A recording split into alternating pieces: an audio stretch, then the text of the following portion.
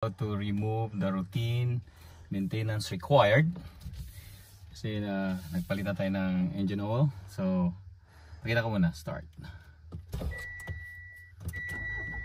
Okay, look at this guys, see?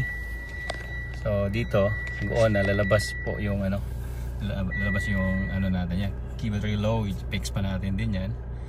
So ito, routine maintenance required. So burahin po natin because we already replaced the engine oil.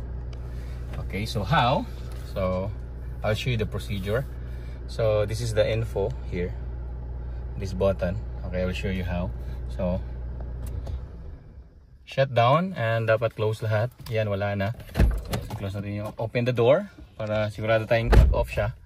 Yan, wala kang makikita talaga guys. It's all off. So ito, press natin then hold. Yan, select muna natin, hanapin dito. We need to find this. Okay, dyan. Then press natin. Then makikita natin nagbi-blink. Then another press. So makikita natin guys, clear. Then lalabas na siya. It's already 23,000 km for 4 months. So okay na. So start natin. So let's start.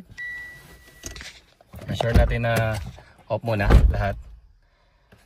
Okay, close. Okay, start natin. So let's check. Mitsubishi. Yan. Key. Battery low. Okay.